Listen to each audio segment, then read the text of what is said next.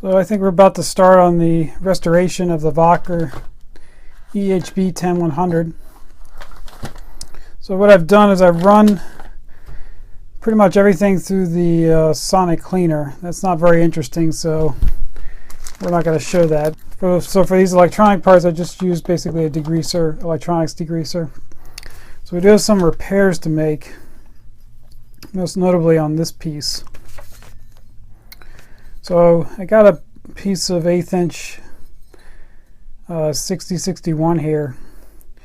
And I think all I'm going to do is just basically cut a little square and just kind of glue it on. I'm going to try using this marine weld epoxy, and we'll see if that works, because it's not really, there's no pressure going to be built up in there. So there's a couple of things on this piece I wanted to show you guys. As I was examining this piece, you can see those serrated edge marks there. So that's obviously not from a socket cap screw, but if you remember, there were socket cap screws installed there. So obviously somebody's been into this piece before. So we're going to have to replace those. And as you can see, that machine surface in there really got chattered up. Most of that's from me. So I'm going to have to, at least at a minimum, sand that down so we can get a little flatter surface there, because there is no gasket on this piece. So looking in here at the circlip, the problem that I had, I'm kind of thinking that maybe that was added afterwards. Maybe somebody went in there and actually added that groove, because I really don't know why they would actually want to keep that bearing captive in there. It doesn't make any sense to me. So there had to be a reason why they put that circlip in there. I just don't know why. And yeah, too bad we can't save the label. But like I said, this is I think I looked it up, the price. It's like 110 bucks just for this piece. So it's not worth, that's about 3 times more than I paid for the entire tool. So the other thing is there were at least 2 bearings destroyed in the unit. I counted a total of 6 bearings in the entire assembly. So I think the 2 I'm going to keep are these 6004 bearings, because they were in pretty good condition, and those are actually pretty difficult to find. They're actually quite expensive bearings. I actually had a problem procuring a 6004.C4 bearing. So what I ended up doing was just ordering this VXB bearing. Let me zoom you in on that. So this VXB bearing, there's no country of origin on it, so you know where it's probably from then. But I don't see any C4 marking on there. So hopefully it is a C4 bearing. But usually when it's not marked, it is a C3.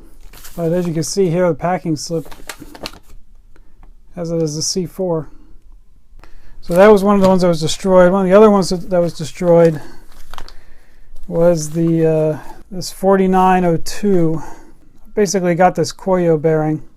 I thought these were made in Japan, but to my surprise, as you can see, it's made in Czech Republic. And then I got an FAG bearing to replace the 6303 bearing. I guess FAG makes their bearings in Korea now, because that's what it's marked as. And there was one more bearing I decided to replace, which is the small one that goes right here. So that was an HK1616. So this is actually from INA, which is a German company. The original was also an INA, but this one's actually made in the Slovak Republic, which I believe is Slovakia. I don't think I've ever heard anybody call it the Slovak Republic. So hopefully that should be good on the bearings. So in terms of other hardware, these circlips were actually in kind of poor condition. I mean, these are actually the same size. You can see one of them got kind of bent. So I decided to order all new circlips from McMaster-Carr. So for anybody who's not familiar with McMaster-Carr, they're an industrial supply company. So really in the United States you can't go down to the store and ask for a 40mm internal retaining ring. They'll probably laugh at you. So if stuff like that, you usually have to order it from a company like MasterCar or MSC, Granger. They're all pretty much the same, but everybody has their favorite. But yeah, the good thing about McMaster-Carr, you order it, as long as you order it before 6 p.m. you'll get it the next day. But the other thing is you don't really know what you're going to get in terms of the vendor, because everything's just listed under a generic part number.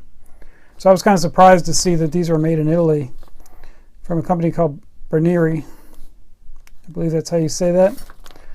So the two large internal rings were from that company. I also got external rings. There was one size in there that didn't look standard, so I had to order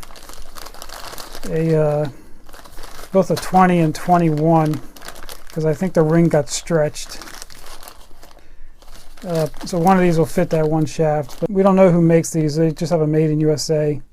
So they're probably made by some company for McMaster. And like I said, I needed to get the replacements for these screws. So I went ahead and ordered the correct size. And that's a little surprise there, made in Germany. For those serrated edge M6 screws. So I'm not sure which company actually makes those. So another thing that got me scratching my head on these really long bolts is you notice that three of them look the same while one of them doesn't. And actually if you measure them, the three of them are at 206mm and this one right here, the zinc plated one, is at 200. You can see that they're different brands, so at some point somebody replaced one of these. 206mm is about 8 1/8 inches. So it might be another one of those cases where you had two different teams designing the system, and one team was working in metric and the other was working in SAE units. Because if you look here at the where those actually go in, those are not tapped holes. They're actually helicoils in there. This might have actually been like an 8/4 20 at one time. I got some replacement M8 bolts.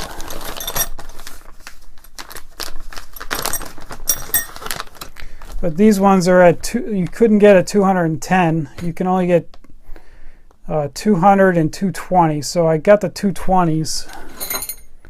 So what I'm hoping is that I can probably just use them, but I'm probably going to have to cut them. And hopefully I won't have to thread this up, but I could using a die. But that's a pretty strange size, 206mm. But the reason I just replaced them all is if you look here how chattered up those are. That's probably why the one of them was replaced to begin with. I went ahead and got some other socket cap screws. These are for the lower housing. And finally, two of the screws that were missing were the ones going through the field windings into this guy. So the spec for that screw is find number 69, which is a DIN 7971, which is a self-tapping screw, but it's a 4.8mm by 65mm length. So you can get those, but they're pretty expensive, and for what I need for this, I just basically need a screw to go down into that plastic. So I went ahead and just ordered some number 8s because they're 832s because they're a lot more readily available. So to press these bearings in, I think I'm going to have to take this to work because I don't have the equipment to press these in. A lot of these are really tight fits. So they have I think a 25-ton press should be enough to get these in. So probably won't be able to see that part, but there's not really too much to pressing a bearing in. So I cut out my piece that I want to use to repair this. So I end up just going with the 1/8 inch aluminum plate. And I basically just cut it square and then I cut the corners off. So it doesn't have to look that nice. We're going to try this marine weld because it is supposed to be petroleum resistant.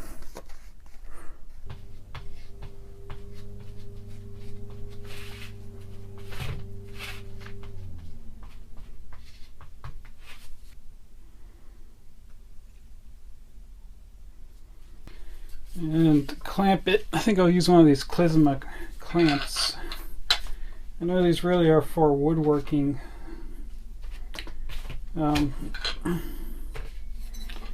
But it'll work for this job.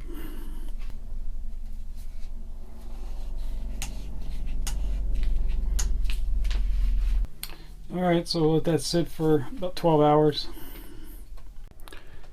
So I did take these to work and got most of the bearings pressed on. You see one issue. So if you look in here, hopefully you guys can see that, but there is a small crack right in there. Let me zoom you in, see if we can get a better look at that. So yeah, if you look right there where that little notch is, there's a crack in the casing, and I don't remember when I pressed that bearing on, I didn't hear anything crack. So what that is that's actually a little compartment where the grease can go down into here. So that was bored out, and I guess when they did that, it kind of creates a weak spot in that ring. I do have some concerns about pushing this shaft into that bearing. So if you look at the parts diagram, that is actually that bearing actually is double circlipped, basically meaning there's a bore circlip or an internal circlip on the casing on one side, and then there's a external circlip on the other side. I'm not really sure why they did that. I mean, typically you would only have it on one side. What that basically means is that you can't push the bearing onto this shaft first. You actually have to push it into that bore first, then add the circlip, and then push this on. But part of the problem is when you're doing that, you have to really should be adding some support here on that inner ring. So I'm guessing that when they do this in the factory, they must have some kind of jig that they put in here to add some support. And that may also be the reason why that bearing was destroyed, was somebody had taken this out, and then when they pushed it back in, they actually destroyed that bearing. So hopefully we can get that on without destroying it. Alright, so we'll go ahead and add this internal circlip. Alright, so I think we're going to try to fit the field winding assembly back together. So as you can see, there's a lot of rust. And one of the problems with this one was that the screws were gone, and the whole assembly had kind of shifted and kind of binded itself in there. So I got some replacement screws that should work. So I think I'm going to use some of this 738 sealant. Let me go grab one that's already been opened. Actually, on second thought, I think I'm going to use this number 4, which is a little bit, it's more of a lubricant than a sealant. So that'll at least prevent it from rusting, and it'll help it slide in there. Alrighty, so let's see if we can get this guy in there without too much trouble. Because I remember it was a real tight fit getting it out.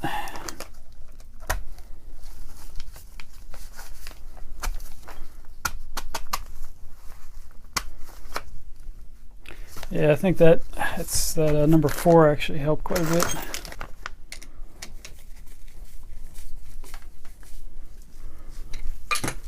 Alright, so that's a lot better than it was before. We'll go ahead and pop this guy, pop the sleeve in here. And this was also a real tight fit.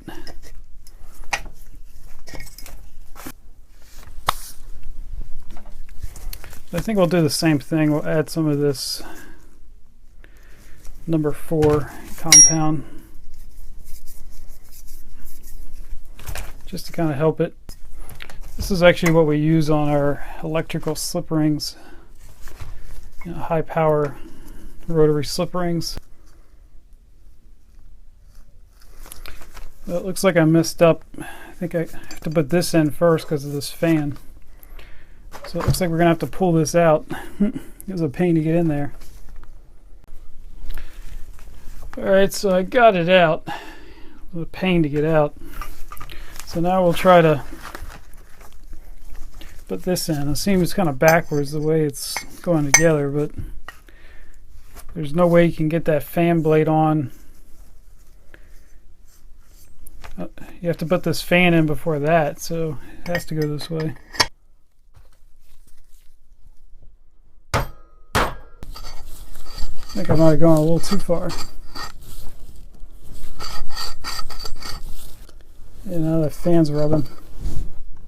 We did go a little too far, but I think what I'm going to do is I'll put the circlip on first, and then we'll push it back until that circlip engages. Alright, now I'll take 2 on this part, putting the field windings back in.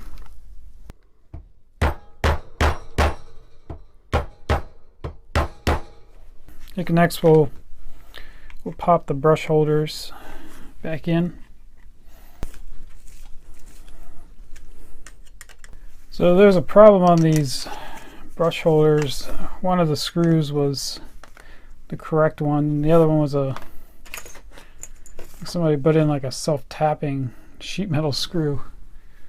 So what I think I'm going to do is I'm going to use these posi drive stainless steel screws that I have.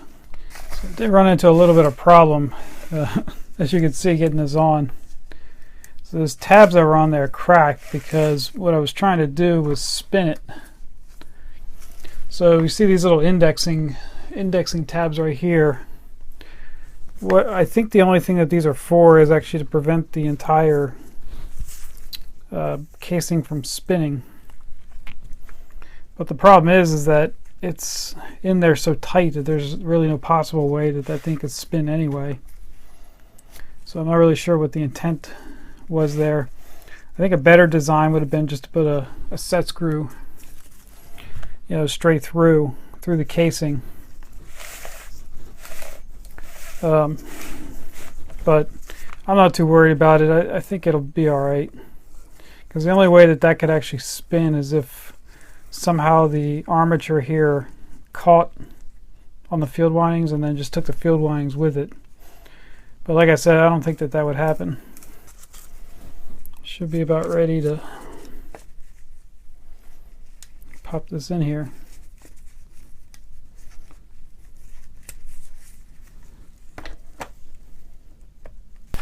So there is actually a torque specified here for these socket cap screws, which is 10 Newton meters or 7 foot-pounds. So I think I'm going to use my my slipper wrench here, because that one actually does go up to 10 Newton meters. So there, that's 10.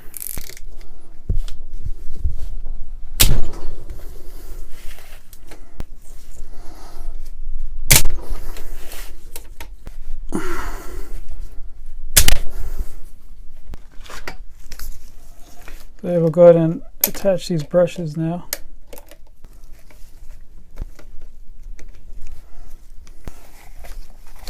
And we'll go ahead and get the other side here.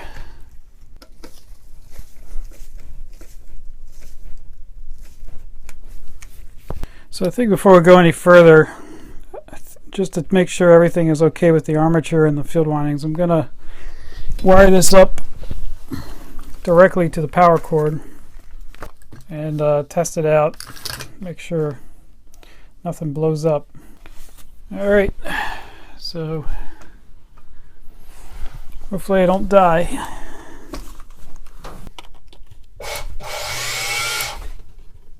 Well, I didn't die. That's always good.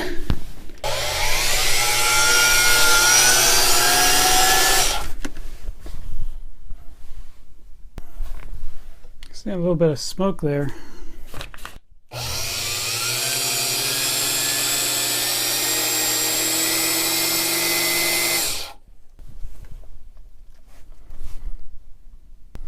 Something up here is getting hot, so better take it apart, check it out. So it's definitely this bearing was heating up. Does it maybe need some lubrication or something?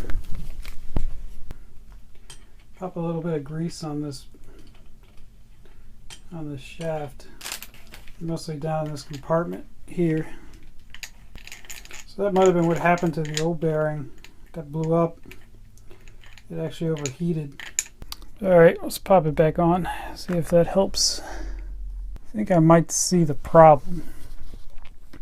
See these areas here where somebody has kind of, I guess, pried. I think what's happening is that there's enough clearance in here now. This thing is getting too tight and it's actually bottoming out on the end here. So I think the solution is going to have to be probably going to have to put some kind of shim on here. Alright, so let me go see if I can find some washers. I found some washers that will probably work. I think what I'm going to actually do though is, just to be safe, I'm going to use a lock washer as well. So that'll actually go like this. A little bit of flat washer, lock washer. So there will be a little gap there, but it doesn't really matter. So now we should be able to torque these down to the required setting. I think I got that problem fixed. We'll try powering it on again.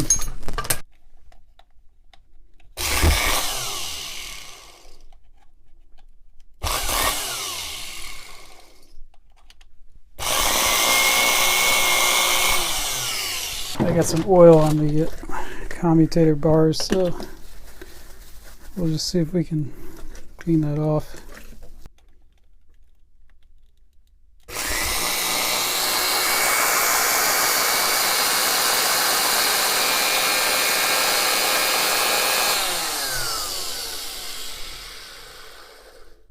Yeah, it's working. It's just that because the height changed, the commutator bar, the bushers are riding on a slightly different spot. So it might take a little bit for those to wear in, but definitely not getting the kind of heat I was getting.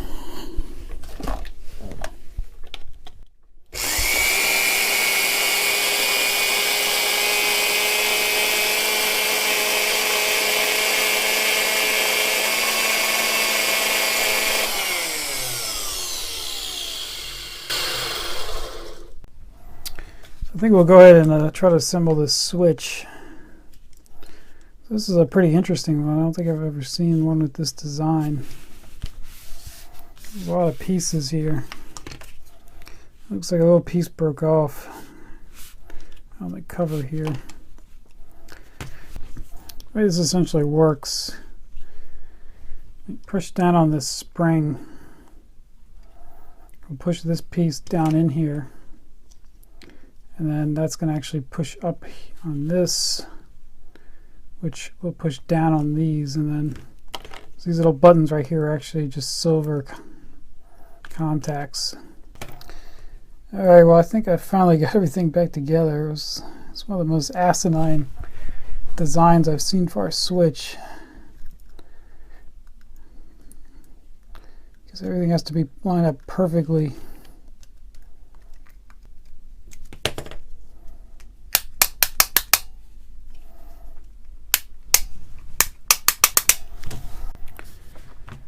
So now that we got at least this, most of the electrical done, I think what I'm going to work on is getting the rest of the handle in there. I actually kind of like this design, how they almost totally separated the electrical from the mechanical portions here. So one of the problems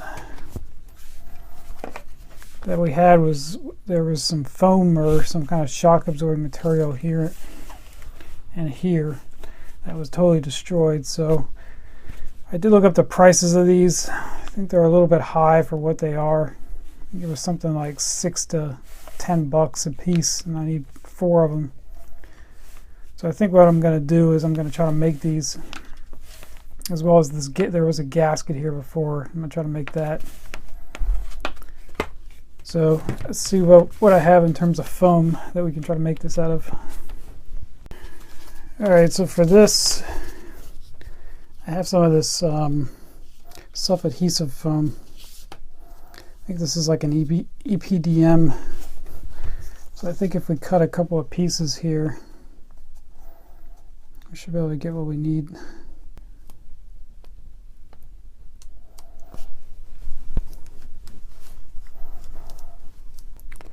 Alrighty, I think that'll work. Yeah, I think that'll work nicely. I'm going to try to use some of this foam. This is a really industrial, I don't even know what the type is, but it's a super heat resistant foam that we actually use for heaters, for gaskets. So my solution, instead of trying to fit it in here, I actually just fitted it on this side. And this is a pretty soft foam. It will compress quite a bit. So I think we'll go ahead and wire up the switch and the power cord.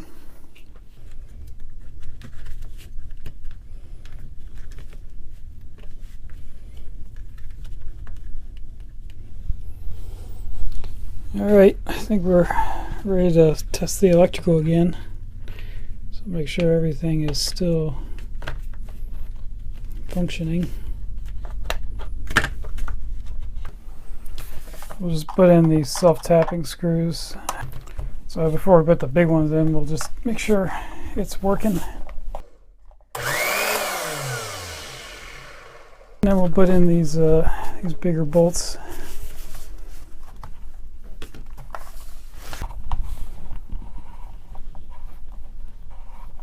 Yeah, I think that'll work. Might need some adjustment, but looks like it's looking pretty good. That marine weld did a pretty good job here.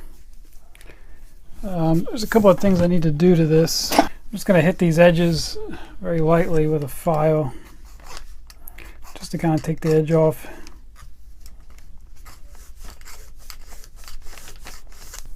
Alright, I think that looks fine. And then there's a couple of burrs in here I want to knock out. Also hit it with this deburring.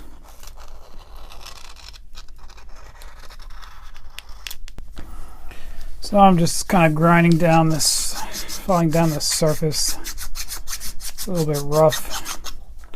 This is actually what provides the seal. I'm going to kind of have to do the same thing over here. This surface got roughed up quite a bit.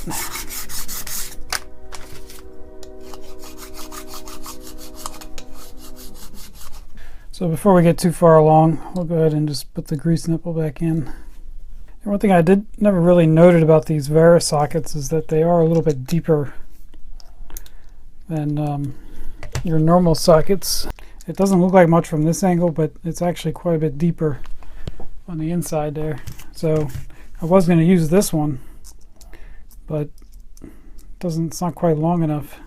It's bottoming out.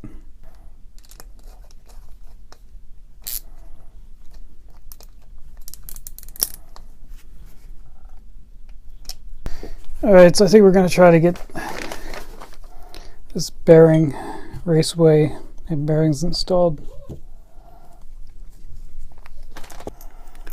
Here's a little trick. If you don't have a hydraulic press, but you do have some pullers. So what I did is I put a blind puller on that inside bearing there. And this isn't really the best way to do it. Really, you should be pushing from the outside ring, but You just kind of have to make do sometimes with what you have. I just have an M5 washer there centered on that blind puller. It's just another way to press that in.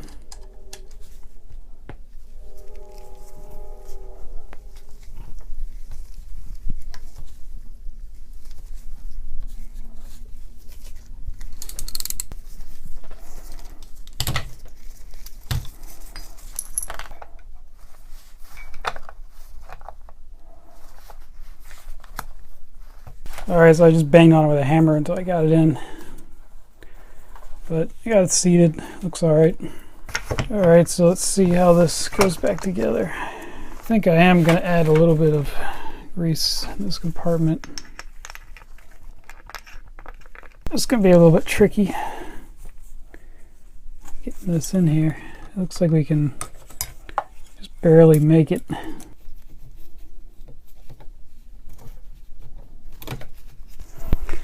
Well, that one was a pain, but I finally got it in there.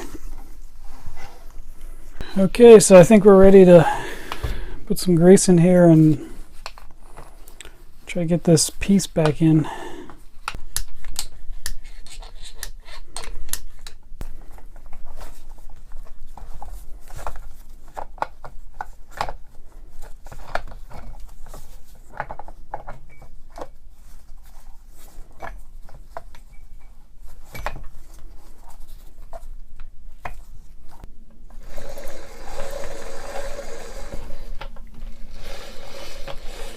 I think we'll go ahead and just button this cap up. We'll use those new M6 by 20. So there is no torque setting specified on these.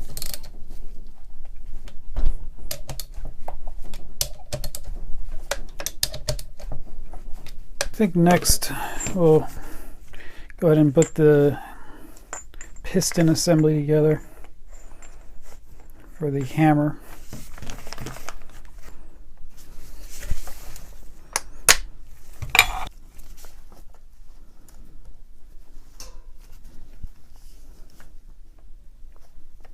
A little bit of grease in here. Before we put that on, let's go ahead and try to get this assembly back together. So we got to put the spring on first.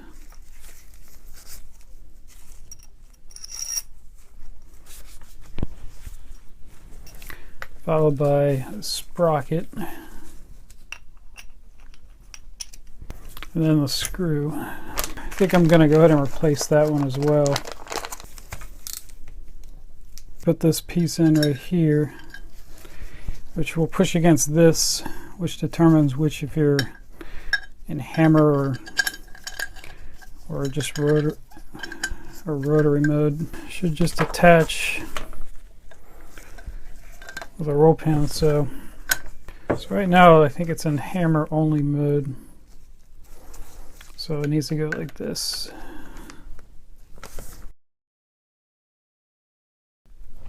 So it looks like we're about ready to throw this part together. So we got a couple of pins that we need to put in, just guide pins, and then we just put the hammer on. Just slide that one in. And then we'll just add a little bit of grease here to this compartment before we slide everything together. Alright, so it should be good to mate these two pieces.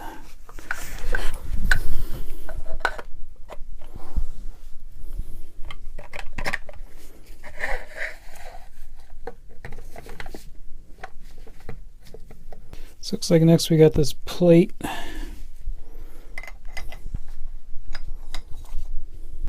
Followed by a couple of gears.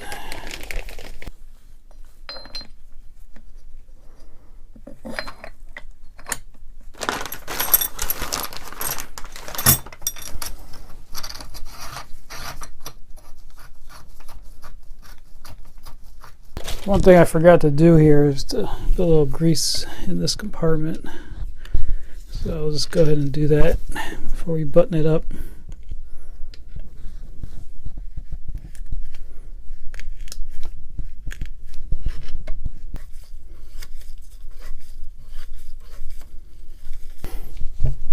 So there's no torque specification for these, but I do remember they were extremely tight. We're onto the handle.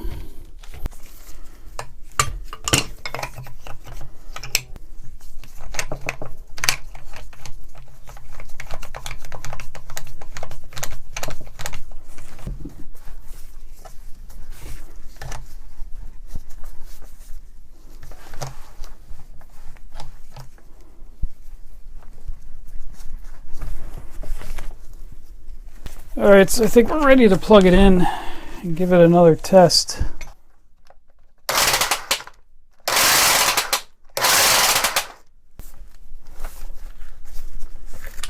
You can see there the rotary function's working. And we turn it back to hammer. And it doesn't turn, so that's good. I think we're ready to test this thing. The only problem is I don't have any of these hex size bits yet. I think you can get them off eBay. People sell Wacker style bits. But hopefully you guys enjoyed that. We'll definitely give it a test once we get a bit. I'll catch you guys next time.